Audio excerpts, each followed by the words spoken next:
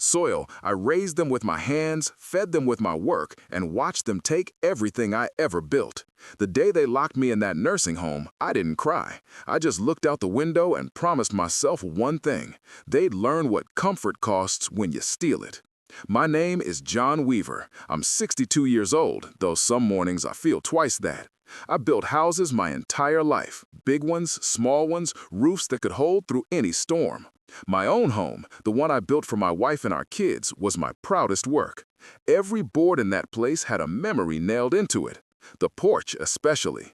That's where I used to sit with my wife, Margaret, when the sun dipped low and turned the fields gold.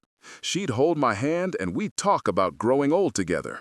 I kept that promise even after she couldn't. When she passed, the house grew quieter. My children, Daniel and Claire, started visiting less. They were busy, they said, busy living. I didn't mind. I had my garden, my books, and Margaret's old rocking chair. That house wasn't just wood and nails. It was her laughter echoing through the walls, her voice in the kitchen calling me for supper. Then one morning, Daniel showed up with that tone I'd learned to recognize, the voice a man uses when he's already decided something for you.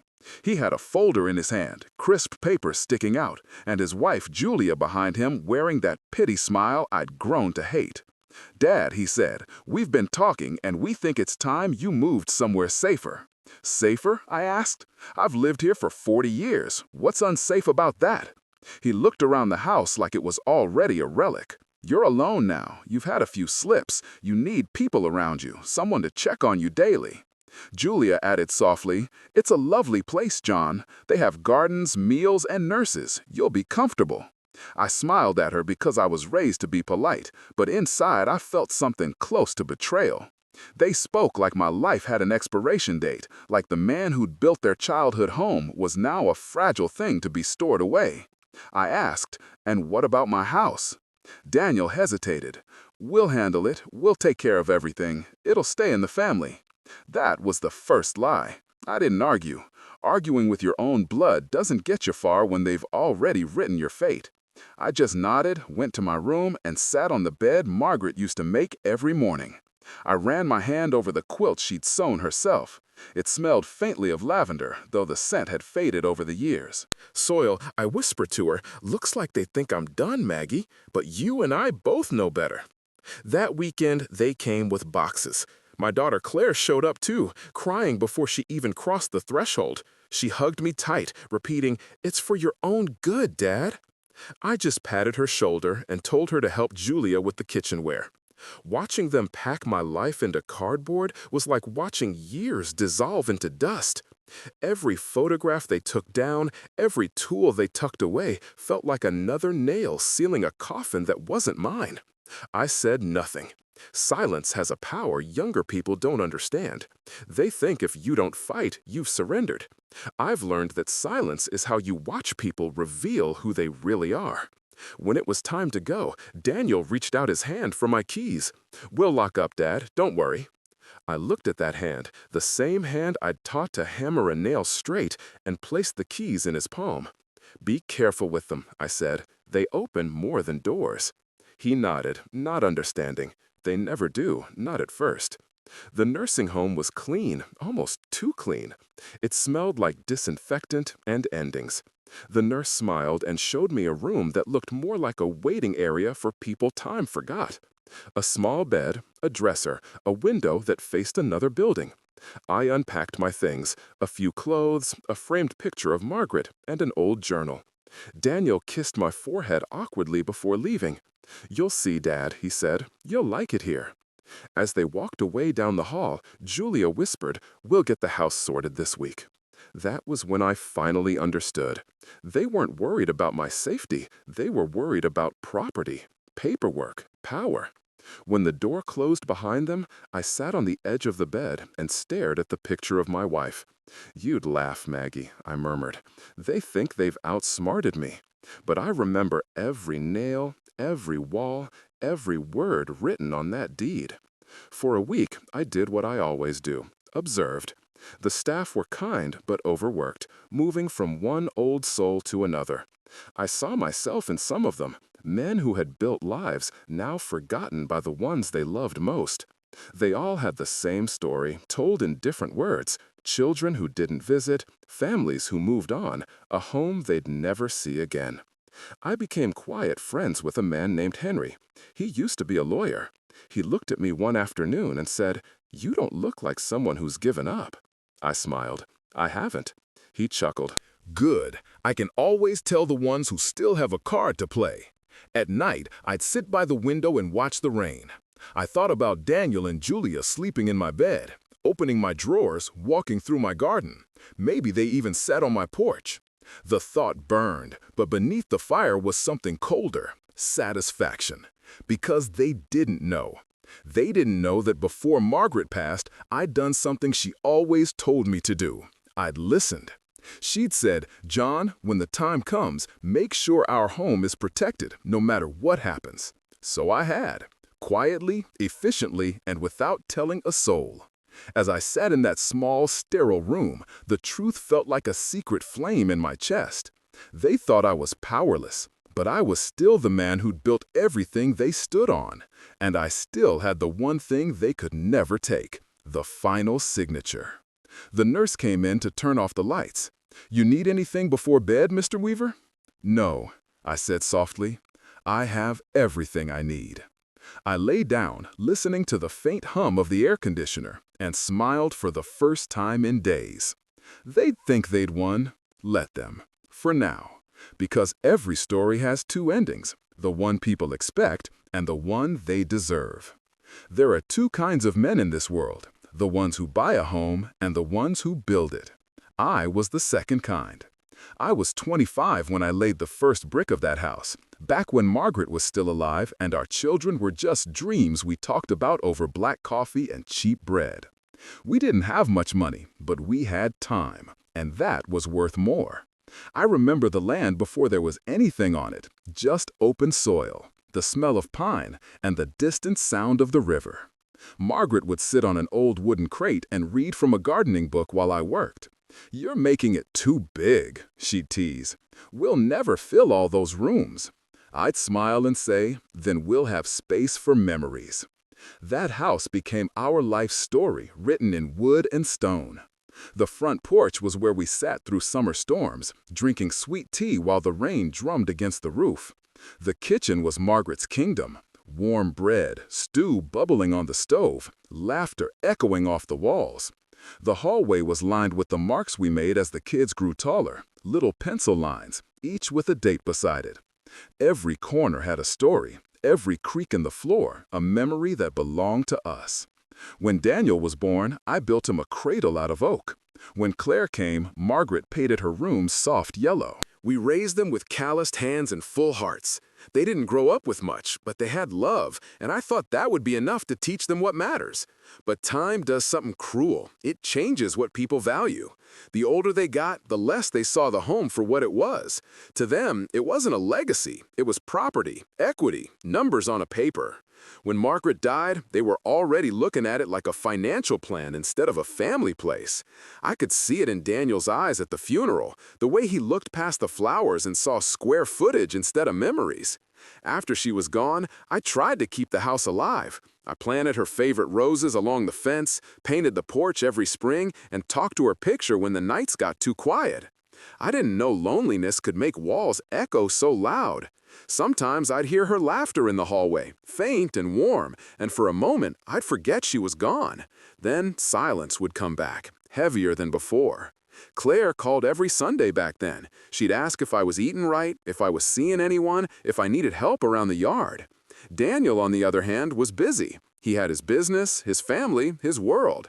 He'd visit once every few months, usually with some new idea about what I should do with the house. "You could sell it, Dad," he'd say. "Move closer to town, get a condo, less work for you." I always told him the same thing. A man doesn't sell his heartbeat. He never understood that. Maybe he still doesn't. One spring afternoon, maybe a year before all this nursing home business, I remember him bringing Julia and my granddaughter over for dinner. I cooked steaks on the grill the way Margaret used to. Julia brought wine. Daniel spent half the evening talking about housing prices, how land in this area was going up fast. I could tell what he was circling around. He was softening me for the same idea again. When I told him I wasn't selling, he sighed like I was a stubborn child. Later that night, after they'd gone, I sat on the porch with a glass of whiskey. The moonlight fell on the garden, the one Margaret had loved so much. I whispered to the night, "You were right, Maggie. They don't see it." That's when I decided to protect it, quietly, in my own way. A week later, I went to see an old friend of mine, Bill Chambers, a retired notary who owed me a favor from years back. I told him I wanted to make sure my property would never be taken without my consent. We spent hours drafting new paperwork, creating a small private trust with my name and Margaret's tied to it. The house, the land, everything went into that trust. If anyone wanted to sell or transfer it, it would require both signatures, hers, already gone, and mine, still breathing. Bill asked me, "You sure you want to do it this way, John? It'll make things complicated for your kids." I said, "Good. Let it be complicated. Maybe they'll think twice before calling me old." He laughed, signed the final papers, and locked them in his office safe. I paid him with a bottle of whiskey, the same one I kept for special occasions. "To Maggie," he said, raising his glass. "To Maggie," I replied. For a while, I lived in peace again. The house was quiet, but safe. I tended the garden, fixed the porch steps, replaced shingles before the rain came. Life wasn't loud anymore, but it was still mine. I didn't need much, just the comfort of knowing my memories had walls around them. Then came the slow betrayal. Daniel's calls turned from friendly to controlling. He started mentioning expenses, responsibility, and long-term care. I could hear Julia in the background feeding him lines. She was clever, that one. Smiles like honey, words like poison. They started showing up more often after that. Checking on me, they called it. But I saw their eyes, scanning the house, whispering about appraisals when they thought I wasn't listening. I pretended not to notice. I let them believe I was just an old man too tired to care. The day they told me I was moving to that beautiful new place, I already knew the game. I didn't fight them, because fighting would only make them think I still had something to protect. They'd already made their plans, and I had made mine long ago. Now, sitting here in this small room with the ticking clock and the hum of air vents, I think back to that porch and the sound of Margaret's laughter. I can still hear her saying, "John, don't you ever let anyone move you off your own foundation." I didn't, Maggie, not really. They may have taken my body out of that house, but my name, our name, is still nailed into its bones. The keys Daniel took from me were nothing but metal. The real ones are made of paper and ink, and those are still in my hands. So I wait. I let them get comfortable. Let them think they've won. Because every house I ever built, I built to last. And this story is no different. They'll learn soon enough that even from a nursing home, I'm still the man holding the hammer. You learn a lot about people when you're stuck behind locked doors. Some fight, some fade, and some, like me, sit still long enough to see the truth in everything. Soil. The nursing home wasn't terrible, not in the way some people imagine. It was clean, quiet, and filled with polite smiles that didn't last past the hallway. They had a routine for everything. Breakfast at 7, exercise at 10, lunch at noon, and silence after 9. They called it order. I called it waiting. Most of the residents there had already surrendered to the waiting. Their eyes told stories of children who'd stopped visiting, of promises forgotten. Some still clung to hope, like the lady down the hall who kept a framed picture of her son by her bedside. Every morning she'd fix her hair, expecting him to walk in. He never did. I kept to myself. I didn't talk much about my family or why I was there. Some nights, I'd watch the clock hands crawl, listening to the distant hum of television sets in other rooms. The silence between those sounds felt like a graveyard. But I wasn't dead yet. One afternoon, during what they called recreation hour, I sat by the window with a chessboard. Henry, the old lawyer I'd met earlier, shuffled over with his walker. "You play?" he asked. I nodded. "Used to play with my wife. She was better than me." He smiled. "Then this should be easy." We played in silence for a while. He studied me between moves. "You've got that look," he said finally. "What look?" "The look of a man who's here because someone made a decision for him." I chuckled. "You could say that." He leaned forward, whispering as if the walls had ears. They put me here too, my son. Took my firm, my house, and my reputation. Said I needed rest. He moved a pawn. Now I'm resting, but I'm also remembering. Lawyers are good at remembering. That made me smile. Carpenters too. He glanced at me with curiosity. You're planning something, aren't you? I shrugged. I'm patient, Henry. Always have been. After that, Henry and I talked often. He told me about trusts, titles, and how people always forget the fine print when greed blinds them. He didn't know my full story, but I think he understood the type of silence I carried. One evening, the nurse wheeled in a small television for movie night. Everyone gathered in the lounge, half asleep before the opening credits. I wasn't watching the screen. I was watching Daniel on my phone, or rather, the message he'd sent. House transfer went through, he wrote. Finally settled. Rest easy, Dad. I stared at that message for a long time, my fingers hovering over the screen. Transfer went through? I let out a soft laugh. Did it now? I whispered. The next morning, I asked one of the younger nurses for a favor. Would you mind printing something for me? I'll email it to you. She smiled, happy to help. When she handed me the paper later that day, I folded it carefully and tucked it into my journal. It was a copy of the trust agreement, the one with my signature and Margaret's. Still valid, still binding. Later that week, I overheard two of the staff talking near the hallway desk. That Mr. Weaver, one said. His son called again about forwarding his mail. Seems like they're moving fast with his house sale. I pretended to be asleep as they walked past my door, their voices fading down the corridor. Inside, my mind was steady as a carpenter's level. Let them move fast, I thought. The faster they run, the harder they'll trip. Henry found me on the porch later that day. You've got that quiet grin again, he said. Care to share? Let's just say my family thinks they've built a new life, I told him, but they used my blueprints. He laughed, shaking his head. John, you remind me of a man who wins by losing first. I nodded. Sometimes you have to. Days passed, then weeks. My children stopped visiting altogether. The staff said they were busy, that maybe they'd come by next month. I didn't mind. Every visit would have just been another performance, and I already knew the ending. At night, I'd lie awake thinking about Margaret. I could almost hear her voice, gentle and sure, whispering, "Don't be cruel, John. Just be right." She never liked revenge, but she believed in justice. I wasn't angry anymore, just waiting for the right time to turn the key. Then, one morning, Henry came to breakfast with the local paper folded under his arm. He slid it toward me. There it was, my address, printed in black and white. House for sale, spacious 3-bedroom property, ready for new owners. I laughed so hard I nearly choked on my toast. The nurse gave me a worried look, but I waved her off. Just a good headline, I said. Henry smirked. They really think it's theirs? Every last inch of it, I replied, except the one that matters. From that moment on, I started keeping notes, names, dates, conversations. I asked Henry a few questions about real estate law, casually, as if for curiosity's sake.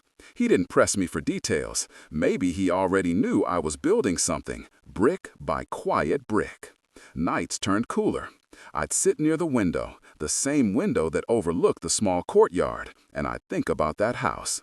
The smell of Margaret's bread, the creak of the porch swing, the faint hum of cicadas. That wasn't just a building. It was the only place I'd ever truly belonged, and now they were trying to sell it like it was a car at an auction. I pulled out my phone one evening and looked up Daniel's number. My thumb hovered over the call button. Then I stopped. No, I thought, let them have their piece for now. Let them laugh, let them plan, let them decorate a home that was never theirs. Because sometimes the sweetest sound isn't revenge. It's silence right before the truth arrives. When I went to bed that night, I felt calm. Not happy, not angry, just steady. Like a man who's been cutting the last piece of wood for years, knowing that when he finally sets it in place, the structure will stand forever. They could keep their fake comfort, their pretty words, their self-justifications. I had something better. The real foundation, the one they didn't even know existed. And soon, they'd find out what happens when you build your future on someone else's floor. The days in that place started blending together. The ticking clock, the morning pills, the sound of distant wheelchairs rolling across linoleum floors. It all became a quiet rhythm I could work to. I didn't swing a hammer anymore, but I was still building. Every thought, every plan, every silence was another nail in place. It was late October when the first crack appeared in my children's perfect little illusion. A letter came to the nursing home, addressed to me, in a thick white envelope with my lawyer's return stamp. I knew right away what it was. Henry saw it first. He raised an eyebrow and said, "Trouble for them or for you?" I smiled. Depends who reads it. Inside that envelope was a notice confirming the trust's renewal. The property hadn't been transferred, couldn't be transferred, without my approval. Every attempt they made would bounce back like a hammer hitting steel. I ran my fingers over the embossed seal. Margaret's name, beside mine, faint but eternal. Even the ink seemed to carry her calm strength. The next day, I asked Henry if he'd walk with me outside. The nurses didn't like us wandering too far, but we managed to reach the small courtyard under the maple trees. I handed him the letter, let him read it. He looked up at me with that half-smile of his. "You really are a craftsman, John. You built yourself a legal fortress." "I just listened to my wife," I said. "She always said, never leave the door open for regret." He nodded. "So what now?" "Now," I said, "I wait for the storm." And it didn't take long. Soil, 2 weeks later, Daniel called. I could tell by the way his voice cracked that he wasn't calling to check on my health. "Dad," he began, "we've got a bit of a problem with the house." "Oh?" I asked, keeping my tone as smooth as the tea cooling beside me. "The buyers, they backed out. Something about the title. There's some kind of hold on it. That's odd," I said, pretending to sound concerned. "I thought you said everything went through." He sighed, impatient. "It's complicated. There's this old trust on record. It still lists you and Mom as primary trustees." "Well," I said, "she'd be hard to reach these days, wouldn't she?" "Dad, please, this isn't funny. I need you to come in and sign a few things so we can clear it up." "Sign something?" I paused, letting the silence stretch. "You mean like a lease?" He froze. I could hear him breathe through the line, a sound sharp enough to cut glass. "Where did you hear about that?" he asked. "Oh, you know me. Just an old man who remembers things. Names, papers, conversations with notaries." He started talking fast, that panicked kind of fast where every word is a shovel digging deeper. "Dad, it's not what you think. We were just trying to simplify things, make it easier to manage your finances." "Daniel," I interrupted softly, "you took my keys, my bed, and my home. The least you can do is not insult me with pretty lies." He didn't speak for a long moment. When he finally did, his voice had dropped low. "So what? You're just going to let the house rot? Let strangers move in after you die?" I leaned back in my chair, staring at the late afternoon sunlight crawling across the wall. "It's funny," I said. "You talk about the house like it's a prize. But that house is your mother's laughter, my sweat, and every night I stayed awake making sure you had a roof. If it rots, it'll rot honestly, not under your greed." He hung up after that. No goodbye, just silence. But that silence was all the victory I needed. A few days later, Julia showed up at the nursing home. Her perfume arrived before she did, something expensive and artificial, like the kind of woman who thinks charm is currency. She brought flowers, smiled wide, and sat beside my bed like we were in a family commercial. "John," she began sweetly, "I think there's been a misunderstanding. Daniel didn't mean to upset you. We just want to take care of things properly." I studied her face, the practiced smile, the nervous twitch in her hand. "You know," I said, "I used to be a builder. Could tell a weak foundation from a glance. Yours has cracks, Julia." Her smile faltered. "Excuse me?" "That look you give when you're about to lie," I said calmly. "It's the same one my son learned from you." She adjusted her purse, eyes cold now. "You can be stubborn, John, but this isn't just about you anymore. The house could help the family, your grandchildren." "My grandchildren," I cut in, "will inherit something better than a house built on deceit. They'll inherit a name that means something." Her mouth opened, but I lifted a hand, and she stopped. "You and Daniel will get your lesson soon enough. Go home, Julia. Tell my son to read the fine print before he builds his dreams on someone else's land. She left without saying another word. That night, I couldn't sleep. Not from anger, from peace. The kind of peace that comes when the trap you've built finally sets into place. I walked down to the common room, where the night nurse was half asleep at her desk. "Trouble sleeping, Mr. Weaver?" she asked. "Just restless," I said. "Mind if I sit outside?" She nodded, half listening. I stepped out into the cool night air. The moonlight fell across the empty chairs lined up by the wall. I sat down and thought of Margaret. "You see, Maggie," I whispered, "they tried to take it all, but your signature still guards the door." I pulled the folded copy of the trust from my pocket, held it up to the light, and smiled. Her name was there, faint but firm. It was like she was still standing beside me, steady in my hand. When I went back inside, Henry was waiting in the hallway, his robe tied loose, his eyes curious. "Couldn't sleep?" he asked. "Just took a walk down memory lane."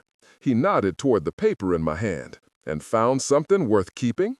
I smiled. "Something worth protecting." He clapped my shoulder gently. "Then it's almost time, isn't it?" "Almost," I said. "They still think I'm playing checkers." "And you're playing chess," he finished. "Always have been." That night, as I drifted off to sleep, I felt lighter. Not because I'd won, not yet, but because I'd remembered who I was. They saw an old man locked away. I saw a craftsman waiting for the right day to finish his masterpiece. And soon, the hammer would fall. It was a cold morning in early December when I got the call that would end the waiting. The nurse wheeled in the phone and said, "Your son's on the line, Mr. Weaver." Soil, Weaver. I took it slowly, already knowing what kind of conversation it would be. Greed always comes dressed as urgency. "Dad," Daniel said, voice tight, "we need to talk, now." I didn't rush to answer. I sipped my tea and listened to the silence between his breaths. That silence told me more than words ever could: desperation. "All right, son," I said, steady as stone. "Come by tomorrow. I'll be here." When I hung up, I looked out the window at the leafless trees in the courtyard. Winter had stripped everything bare, even the lies. Margaret always said winter reveals the truth about the garden. I smiled. "You'd like this part, Maggie," I whispered. The next day, just before lunch, Daniel arrived. Julia came too, her eyes sharp and hollow like someone who hadn't slept in days. They didn't bring flowers this time. They brought anger. The nurse offered them chairs in the visitors area. I could tell the staff sensed tension, but they stayed polite. I took my time walking over, my cane tapping against the floor like a slow metronome. When I sat down, Daniel started right away. "Dad, this has gone too far. The buyers pulled out again. The bank's threatening to freeze the account. You have to release the trust." I looked at him the way I used to look at a crooked wall, calm but disappointed. "Do I?" Julia leaned forward. "John, be reasonable. This is your family we're talking about." I nodded. "That's right. My family. The same family that took my keys, my house, and left me here like an old piece of furniture." I paused. "So, tell me, why should I sign anything?" Daniel clenched his fists. "Because it's the right thing to do." "The right thing?" I laughed quietly. "Son, you don't get to lecture me about what's right, not after you stole the roof your mother died under." He opened his mouth, then closed it. The silence stretched. Julia crossed her arms, tapping one polished fingernail against the table. I leaned back, letting them sit in that silence for a moment longer before I spoke again. "You know," I said softly, "your mother and I used to talk about what would happen to the house when we were gone. She said something I never forgot. 'John,' she told me, 'don't ever give it to anyone who sees walls instead of memories.'" Julia frowned. "That's sentimental nonsense." I smiled faintly. "That's love, Julia, something you've never had to build." Daniel stood, his voice breaking. "Dad, this isn't about love. It's about surviving. We have debts, real ones." "Soil, I just need you to fix them for you," I said. "That's what you mean. You don't need a father, you need a signature." He went red in the face. "You're impossible." "Maybe," I said, "but I'm also the only one who can still sign that paper, and I'm not doing it." Julia's mask cracked first. "You selfish old man. You'd rather let your family struggle than lift a pen?" I met her glare calmly. "I'd rather let you learn that not every inheritance is money." For a long moment, no one spoke. Outside the window, snow had started to fall, soft and slow. It made the world quiet, peaceful, even as the tension inside the room thickened like frost. Then Daniel's tone shifted. He sat back down, voice lower, tired. "So that's it? You're just gonna sit here until you die? Let the house rot? Let strangers take it?" I shook my head. "No, I'm going to let the house live. The trust ensures that when I go, it becomes a heritage site, maintained, preserved. The porch, the garden, your mother's roses, they'll stay exactly as she left them. Children will visit on field trips. People will learn what a family once built together. And your names," I added, looking at both of them, "won't be on any of the plaques." Julia gasped. "You can't do that." "I already did." Daniel stared at me, color draining from his face. "You've destroyed everything." "No," I said. "You did when you traded love for greed. I just built the foundation to show it." He pushed the chair back hard, nearly knocking it over. "I can't believe you do this to your own son." "Then you never really knew your father." For a moment, I thought he might hit me, but then he looked down, ashamed, angry, lost. Julia touched his arm, whispering something that sounded like surrender. They walked toward the door, their voices fading down the hall. Before they left, Daniel turned one last time. "You'll die alone, Dad." I smiled gently. "No, son. I'll die at peace. There's a difference." After they were gone, I sat quietly, listening to the snow outside. Henry came by a little later, wheeling his chair up beside mine. "So," he said, "how was the family reunion?" "Loud," I said, "and short." He chuckled. "That's how you know it went well." We sat there for a while, two old men watching the world turn white. Finally, Henry said, "You're not angry." I shook my head. "Anger's for men still trying to prove something. I've got nothing left to prove." He nodded slowly. "You just finished your project, didn't you?" "Yes," I said, looking out at the snow. "The last nail's in." That night, I wrote a letter. Not to Daniel or Julia, to my grandchildren. I told them about the porch where their grandmother used to sing, about the garden that still blooms every spring, about the difference between having something and deserving it. I didn't blame their parents. I just wanted them to know there was once a house built on love, not greed. I sealed the letter and gave it to Henry the next morning. "If anything happens to me," I said, "send this to them." He nodded, slipping it into his coat. "Consider it done." After that, I slept better. The air felt lighter, the world quieter. The revenge wasn't loud or cruel. It was justice served in the most peaceful way, by simply not bending. And somewhere, I like to think Margaret smiled that night. Because the house we built, the one filled with every memory worth keeping, was still ours, unbroken, untaken, untamed. I'd lost a lot in this life, but not that, never that. Morning light always hits differently when your mind is at peace. That winter, after the visit, I woke each day before sunrise and watched the world come alive through my small window. The courtyard trees were bare, but the light that spilled over them had a softness that reminded me of Margaret's touch. I wasn't angry anymore. That part of me had gone quiet, like an old furnace finally running out of fuel. What replaced it was stillness, the kind of calm you only earn when you've lived long enough to see every storm pass and realize most of them weren't worth the shouting. Daniel never called again, neither did Julia. I expected as much. Pride's a heavy thing for young hearts to carry. But Claire came one afternoon, unannounced, wearing her mother's old scarf. The second I saw her standing in the doorway, I felt something break open in my chest.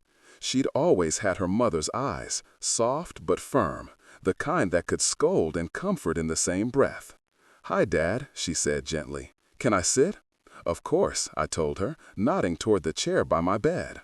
For a while, she didn't say much, just sat there, hands clasped in her lap, staring at the floor. Finally, she spoke. "Daniel told me what happened." I nodded, figured he would. "He's angry," she said, "but deep down, I think he's ashamed. He just doesn't know how to show it." "Maybe one day he will," I replied. "Shame's just guilt learning to grow up." She smiled faintly. "You sound like Mom," I chuckled. "I'll take that as a compliment." We talked for hours about her kids, her husband, her job, the garden she started last spring. She'd planted roses, she said, because they reminded her of home. I told her that was fitting. Roses have thorns for a reason. The good things in life need protection, too. Before she left, she handed me a small wooden box. "What's this?" I asked. "Something I found while cleaning the attic," she said. "Thought you'd want it." I opened it slowly. Inside was Margaret's wedding ring, wrapped in a faded blue ribbon. My throat tightened. I hadn't seen it in years. Claire touched my arm. "Mom would have wanted you to have it again." I swallowed hard, my voice barely above a whisper. "Thank you, sweetheart." After she left, I sat there for a long time, the ring in my palm catching the light. It felt warm, like it still remembered her skin. I slid it onto my finger beside my own and smiled. "Looks like we're still together, Maggie," I murmured. "Guess I kept my promise after all." Days turned into weeks. Henry and I became closer than brothers. We'd sit on the porch every evening, sipping weak coffee and trading stories. He liked to say we were the last men standing in a world too fast for its own good. I'd laugh, but part of me knew he was right. One chilly evening, he asked me, "Do you ever regret not letting them win, just for the sake of peace?" I thought about it. "No," I said finally, "because peace built on surrender doesn't last. What I did wasn't revenge. It was a reminder.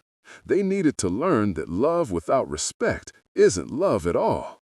He nodded. "You're a wise man, John." "Not wise," I said softly, "just tired enough to finally understand what matters." The next morning, I received a letter, official, stamped, and signed. It confirmed that the house, my house, had been accepted into the local heritage registry. It was protected now, untouchable, preserved exactly as it was. I traced my finger over the words, imagining kids running through the halls, teachers explaining the story of the man who built it with his hands and his heart. The nurse asked me that afternoon, "Mr. Weaver, how does it feel knowing it's safe?" I smiled.